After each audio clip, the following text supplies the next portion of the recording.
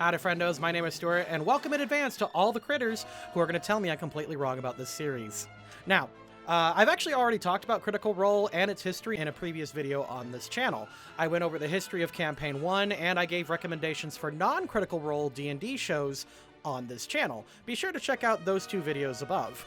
I'd highly recommend them to see how far the shows I've listed have come since then, but Critical Role itself has not slowed down, and neither has D&D, which led to the creation of its animated series funded by fans on Kickstarter. For those unaware, in a world of Alexandria, the gods are separated from a barrier to the mortal plane, where a typical fantasy setting plays out. In the country of Tal'Dorei, a group of adventurers have banded together to try to become a band of heroes for their own personal goals. Now, one thing I want to make very, very clear in this video is that this is solely an interpretation of the cartoon adaptation. I will not be referencing a ton of materials in the campaign proper, and that is because the animated series and the campaign itself are different beasts at this point. Now, Critical Role is several hundred hours long, but in service of that, they have reduced it down to 12 half-hour-long episodes where they've had guest characters, changing rules, a lot of downtime, blah, blah, blah, blah, blah. Lots of things have been streamlined. Certain character events and relationships will change, and certain alignments will definitely change from the original series. And that's important because there are definitely going to be some differences in this video compared to what the campaign has had. And that's okay. As we discussed in our Shrek video and several other videos, alignments and their dings are different from person to person and from series to adaptation. What you or I may think is something may be different, but if you do want to triple check on how I do my rolls and dings here, be sure to check out the Shrek video that has a much deeper dive into how I do alignment. I know longtime fans are like, Stuart, get to the dings, but like, bro, I just have a feeling that I need to state this first. And to any new critters coming along, hi. Second of all, don't forget to like, subscribe, comment, and do all those things that YouTubers like. Even if it's negative, I personally like reading negative comments. Like, I guess there's just some kind of inner masochism where I can't feel anything unless people are being mean to me. Anyway, let's start with our characters. Half-elven twins, Vex and Vax, are traveling rogue and ragers, respectively. They are raised by a human mother before their elven father yanked them from the city to raise them both. The two eventually ran off, but not before their mother was killed by a dragon. Both of them have a hard time trusting people, but while Vax is more serious, with a playful prankster side to him, Vex puts on airs of regalness and charm. Vax is chaotic good, and Vex is neutral good, leaning a little bit towards chaotic neutral. On to our next half-elf, Keyleth of the Air Ashari. Keyleth, people say, is like Aang, the best character in the series from Avatar: The Last Airbender, like I said in my Zuko video. Keyleth is on a quest to become the great leader for her people and is naive and well-meaning. People say that's like Aang. She's really not. But she can get sidetracked and have a little too much fun and is naive. While making some mistakes that come back to haunt her, Keyleth will be marked at the beginning of the series at chaotic good. Moving on from half-elves, we are now towards the muscle of the team, Grog Strong Jaw. That's right! Who's the best? That guy, he has an amazing voice. A Goliath barbarian who was once part of the Herd, a roaming troop of marauders. Grog is a battle fiend and craving bloodlust, ale, and treasure. Despite his murder hobo tendencies in the campaign, not the animated series, Grog does have a heart of gold, having saved his fellow teammates and stood up to his family when there was no honor in killing weaker opponents. I know this is against what he said in the streams, and this is going to be the most controversial pick. Grog, at the start of the series, is lawful good. Fight me. I will fucking murder everyone! So yeah, adaptations. Anyway, on to our gnomes and comic relief. Scanlan Shorthalt. Course. Scanlan is your typical Hordy bard, and way over the top in that regard, but he is wooing and conning people around him. Scanlan's goal is to bed everyone in the realm. I'm not ashamed. And a particular other member of the party. And we're going to put him at chaotic good, because, yeah, he's a pretty nice guy, actually. Also, he is big into consent, as we all should be. The healer and little monster of the group, Pike Trickfoot, is a gnome cleric and mom of the team. Working to spread the word of the Everlight, Pike means well and struggles to have fun with her best friend Grog, but carry out her holy mission as well. Apparently, there is a lot of debate on Pike's starting alignment. We're actually going to start her at chaotic good, leaning chaotic neutral. simply because I think she is more good than she is neutral, but that's just where we're going to have this. And finally, the main player of the Briarwood arc and the lone human of Vox Machina. Lord Percival Frederickstein von Musel-Koloski de Rollo III. Bro, I ain't reading that name. No. His name is Percy. Born to a noble house, Percy was the third of 7 children when his home was set upon by the Briarwoods. Tortured and barely able to escape, Percy created the first firearm of this world and has been planning his revenge slowly while eventually joining Vox Machina. Being the smartest of the group, Percy is polite in conversations and with other people, but secretly harbors a lot of pent-up emotions because of spoilers. As such, we're going to put Percy at true neutral, actually. And we're actually going to lean him a little bit towards neutral evil, because Percy, out of all the characters, is least interested in helping others. Hey guys, future Stuart here. One thing I do want to specify is that even though there are moments where the party does things as a group, this is more a consequence of teamwork and making sure, not to split the party. There will be moments in this video where everyone agrees to do something, but the alignment ding will be given to whomever comes up with the idea. So you'll see what I mean when we get to the ding-dings, but keep that in mind as we move forward. And with all that out of the way, let's go. Celebrating in a local tavern, Vox Machina are celebrating when another party picks a fight. Now, they do try to tell the group to back off before engaging, but they're also robbing patrons and causing mayhem, and after being caught, they try to dodge paying for the damages poorly. Chaotic neutral. With their wounded pride and empty wallets, Vox Machina briefly toys around with what to do next, even floating the idea of separating or trying to do some good.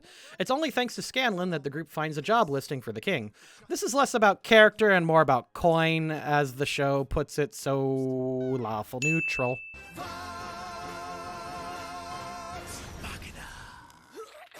Oh, thank you very much.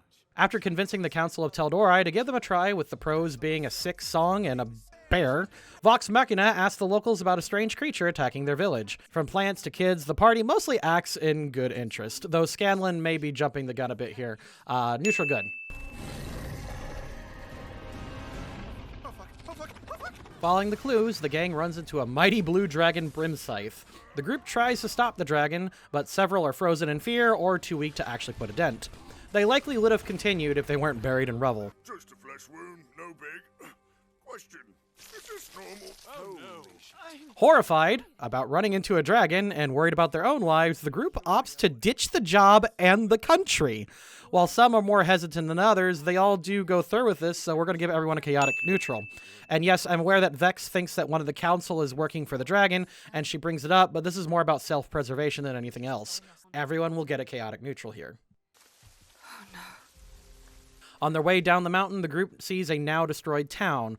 Now realizing the prices of several innocents that got dragged into this because they failed, the group resolves to finish the job they started. Lawful good. The group returns to the Shale Steps not only to relay the information of the Blue Dragon to the Council, but to verify that someone has a connection to the dragon. Good on them for owing up and notifying the Council what's going on. Lawful good. Vince. The creepy one. Looked like a withered piece of scrap leather. With their suspicions confirmed, the party split and armed themselves with information. Vax and Pike try to learn about dragons, with Vax rolling some seduction Gilmore's way, while Grog and Scanlan stumble across their suspect, Vince. I'm going to give everyone a neutral good, except for Scanlan, as he was originally going to ditch the mission for whores. A noble cause, to be sure. Open your back door, baby. Loosen your hinges, I'll show you my key. Breaking into a home, the group confronts Vince only to find out the real connection to the dragon. The 10th General Craig. After Craig escapes, the party chases after, finding a dragon horn and learning that our general was actually the dragon Brimscythe. Chaotic good. A tickle. Let me return the favor. Staring down the dragon once again, Vox Machina work together to finally put down Brimscythe after a few hiccups. With Best Boy Brog's idea to bring home proof, the gang gains some prestige points and a new home. And I'm sure nothing will happen to jeopardize this goodwill in the next episode. Also, I would be remiss not to give this a Nat 20 fight. This is a fantastic fight scene. Oh my god. Lawful good. sovereign Uriel expects you at his dinner. Oh shit, that's tonight. Receiving an invite to attend a diplomatic party, Vox Machina agrees to come along. Percy goes as far as to teach as much etiquette as he can in a single afternoon so they can all behave themselves.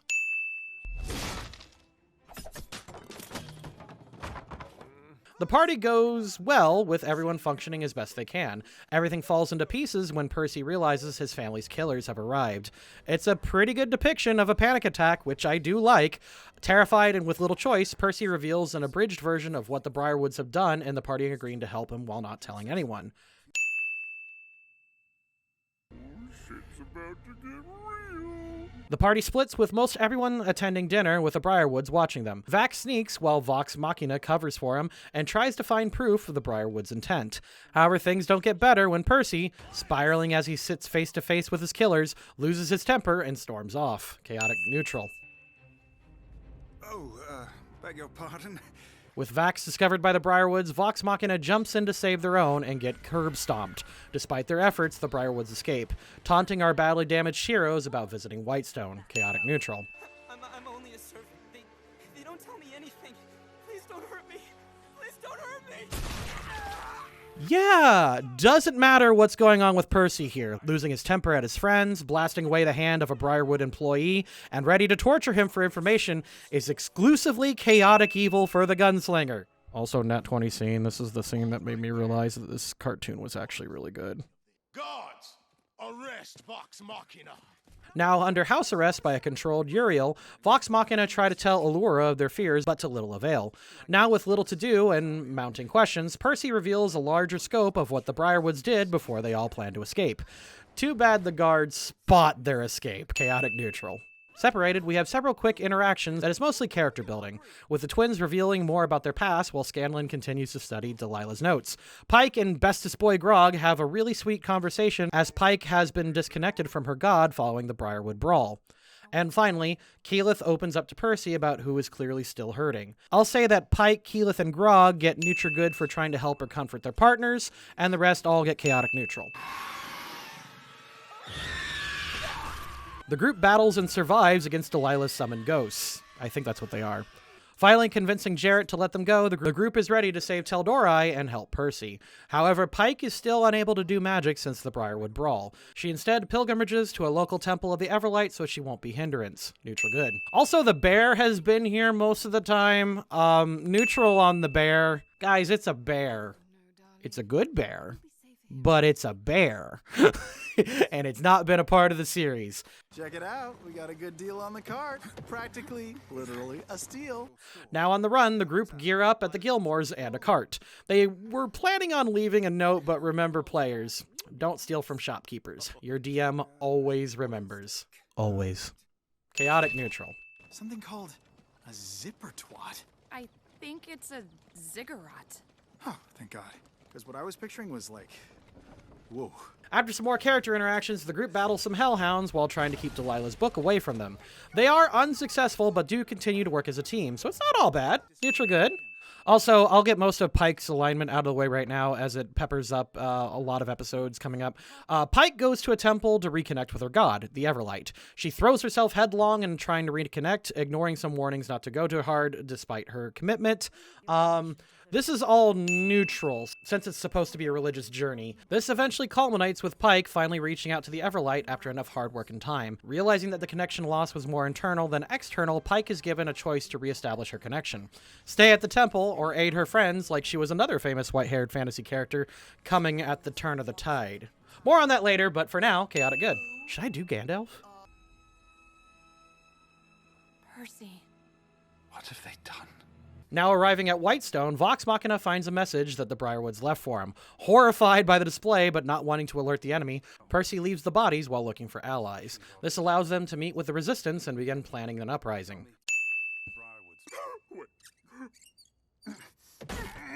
Wait. No. Oh, God, no. What is this hell? With the gang assembled and Best Boy Brog learning that this is a dry town, the group decides to rescue Percy's childhood friend and Resistance leader. The two parties enter in after encountering the evil of the doors and free the prisoners before defending themselves against Stonewall. Neutral good.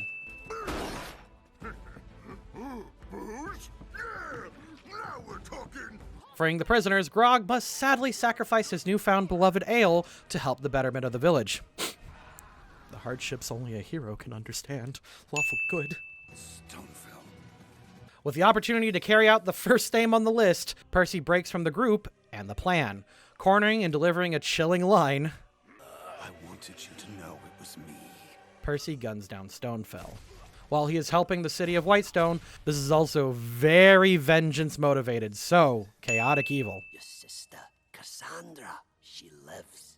With Stonefell dead, and now knowing his sister Cassandra is alive, Percy eventually reveals more about his gun and his past to the party. This includes his targets, and when presented with the option to lead the rebellion, Percy admits he doesn't feel equipped, keen on simply continuing to aid from the shadows. Lawful neutral. Oh, what if I lure the guards away from the house? Good one. Ready to carry out more attacks on Professor Anders, the group realizes security has been upped following the death of Stonefell. Scanlan, in earnest, offers to cause a distraction at the Vedmeyer's estate. He insists until the group eventually relents to his idea. Chaotic good. Because this is a very foolish plan.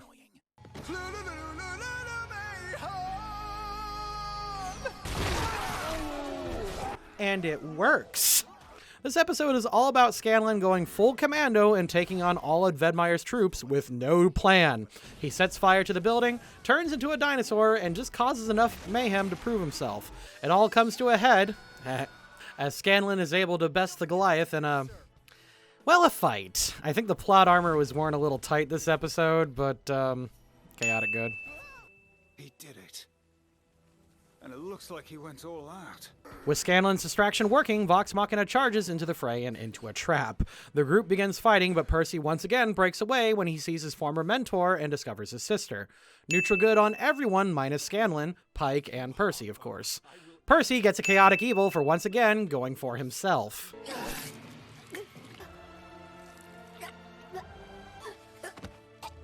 With Cassandra fatally injured, the group quickly goes to save her while Percy and the others fight Anders.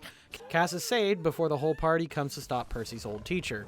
The whole party falls to Anders' charm, and Percy, quick on his feet, begins stalling for time to calculate an impressive but brutal crack shot. I'll say neutral good for everyone in this fight, minus Percy, of course. Getting a chaotic neutral. I get why he's furious, and I'd understand why you'd argue his actions are more good aligned here, but still chaotic neutral. With Anders now detongued and the group trying to stop it from escaping, Percy ignores everyone and knocks the second name off his list. With one last cold line, You're the face I saw when murder entered my heart. That line is so fucking raw. It's great. Percy gets another chaotic evil ding. I thought you were dead. I thought you'd come back to check. With Cassandra saved and the Briarwoods' control of the city faltering, Keyleth writes a signal in the sky for the people to feel hope. Honestly, Nat 20 scene, that's really cool. Good on them for rallying everyone, but woo boy, do the Briarwoods have some plans to take care of the problem. Neutral good. Of course it's zombies. Yeah, because fuck me, that's why. Regrouping, Vox Machina is beset by a horde of zombies. With little choice, the group flees and try to fend off as many zombies as possible and survive. Even with the introduction of bad news, Vedmeyer kills Archie, plummeting morale as Vox Machina scrambles. Neutral. Have I mentioned you're amazing? Yes, she's the tits. We still have to go. With their backs against the wall and a little encouragement, Percy finally steps up to take Archie's place and boost morale. This does the trick, even causing Vax to confess her feelings for Keyleth at the worst possible time. Lawful good for Percy, who was clearly uncomfortable about this but finally stepping up, and chaotic neutral for Vax for an expertly putting his foot in his mouth moment.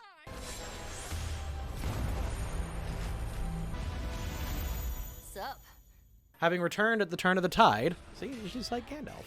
Pike gets to work healing and blessing everyone around her. Some friends argue that leaving the Everlight on hold and helping your friends is selfish, but considers she knew her allies were in trouble, I'd say this is definitely neutral good.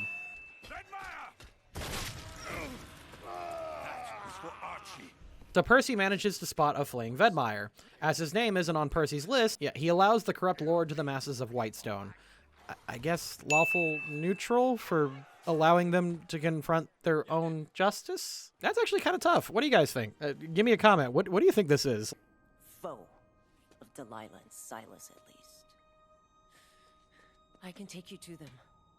if you free me. With the rebellion now turning into a coup, Vox Machina enters the castle and spots a woman in a cell. Percy recognizes this as the woman who tortured him, Dr. Ripley, only stays his hand after enough intervention from the group. Despite everything she's done, everyone realizes her value and opts to keep her on.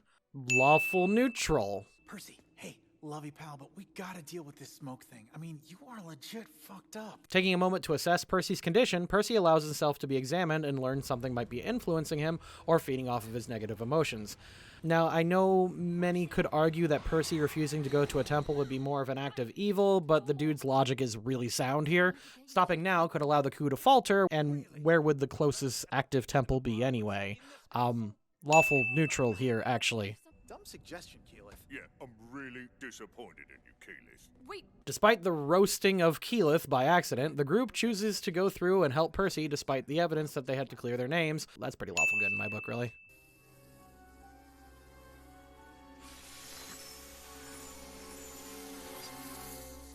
Now in another trap and discovering Cassandra has been charmed, the group watches as Vax is charmed and taken away. With time running out and snapping Percy back out of his funk, the group works together and presses on to save Vax and stop the Briarwoods. Neutral good. I think it's a ziggurat. It wasn't a spell book, it was an instruction manual. Coming across the zipper twat. Sorry. The group forms a plan to try to stop the Briarwoods summoning their big bad boss. During all of this, Dr. Ripley slips away. Percy watches on, not wanting to alert the Briarwoods to their presence too soon. You're outnumbered and there's nowhere to run. Who's running? It's an all-out battle royale as Vox Machina faces the Briarwoods one more time. Vex tries to free her brother from the charm, eventually breaking through. Several people try to take on Silas while the Derolos fight one another, Percy unable to seriously hurt his sister. During all of this, the gnomes battle the highly trained necromancer in a fantastically animated and choreographed fight. Neutral good. With things looking grim, Keyleth gets a little boost from the Sun Tree after asking for help. This is able to help tip the scales in their favor. Neutral good. We meet again. How's about you and me go for a rematch? With his friends down, best boy Grog faces off against Silas. He manages to power through Silas's seduction and holds himself in place to allow Keyleth to Kamehameha Silas away. Lawful good for best boy.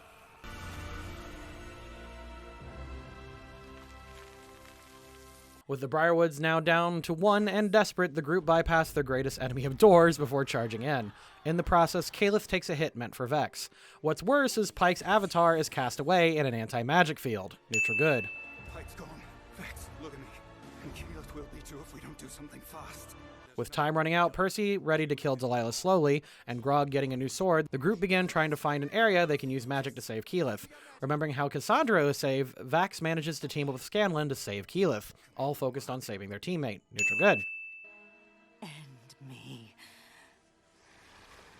No, your pain will linger. With Keyleth stabilized, Percy turns his attention back to Delilah. His soul nearly consumed by the entity Pike sensed earlier, Percy only wavers when Vex steps in to try to stop him. With Percy's body now being fully puppeted, Vox Machina tries to save his soul and free his mind from the demon's influence. Lawful good on everyone but Percy and Pike. I won't let you! With the help of his friends and sister, Percy is able to injure himself to stop his attempts to kill Delilah. With the entity no longer controlling him, Percy tries to let go of his hate, only for Cassandra to take care of Delilah. I have thoughts about that, and I'll discuss them in my actual review. Lawful good, though. I don't think so, buddy. The demon is gone, Scanlan. The curse is lifted. Yeah, maybe you're... Nah. Man, Scanlan coming up with a bunch of good ideas. Sure, he didn't tell Percy it was only a hunch, but he wasn't wrong. Chaotic good. With Whitestone saved, Percy decides to keep traveling with Vox Machina and allows Cass to rule in his place. They return to Emon ready for judgment and are met with accolades. Too bad Season 2 has other plans. It's very hard to criticize this show for a lot of reasons. One, apparently critters are some of the most aggressively defensive fans of all time. Right next to Undertale AU writers, My Hero Academia fans who don't understand what Mineta is, and Elden Ring fans that think parrying is a good mechanic. Two, they had to do the impossible task of turning 373 hours of a tabletop game into a 5-ish hour cartoon. Granted, this is only the first 2 story arcs out of 5, but still. And 3, in that time, they had to quickly establish 7 main characters, each with unique backstories and motivations. They also had to lay out goals, wants, and needs, and communicate their powers and limitations, and try to give us insight into their flaws and shortcomings. So originally, I had like 3 additional pages of notes on each character, breaking them down to their shortcomings and flaws, and I don't mean like character flaws, I mean like writing flaws, as in certain aspects of these characters do not fit in a long-running series set in a fantasy world. Tel'Dorei is a setting that seems like it demands your respect because it's taking itself so seriously, but of course, this group of happy dice goblins chock full of anime tropes just come in and shit on everything. And that's the point. It's like this is a D&D campaign or something, and the player tropes are more important than the anime tropes. Also, especially Scanlan. I don't think I've ever been more frustrated with a character I actually kind of love. Say what you want about Keyleth not fitting in, haha, she's like Aang from Avatar, but like, Scanlan drops so many pop culture references and does so many bizarre things and has such ridiculous plot armor, it just doesn't fit in the setting, and I'm convinced that it's a plot point. But here's the thing, it doesn't really matter. The Legend of Vox Machina is a Kickstarter-backed celebration of the world's most successful Dungeons & Dragons campaign. Yeah, it has its flaws. Episode 1 is really not good, but it's genuinely amazing that a series like this even exists, and it's even more amazing that it was commercially successful. In the future, you know that thanks to this show, there'll be more D&D-inspired TV shows, and I would be amazed in a few years if we don't hear the adaptation of Dimension 20, or you know, possibly even this little known internet show called Pokemon Road to Victory, which is the most popular Pokemon D&D campaign on the internet, who's currently rounding out season 2 as we speak. I mean, maybe hypothetically there's a company who would like to invest in a grassroots low popularity show and just buy it up. You know, this hypothetical company could also be really successful with adapting a show like this if they, say, already had deals with the Pokemon company and the Pokemon license for their site, and maybe it might be useful if most of the players have voice acting credits under their belts. Man, if only there was a company out there that had all these things that could hire a small starving YouTuber who would work for cheap in order to bring his dream to life, but unfortunately, I can't think of any company like that. Stuart, you're not gonna do what I think you're gonna do. Netflix, call me! No, Stuart, no, do not give out your information. Stop it, stop it! Where are the patrons? Go to patrons!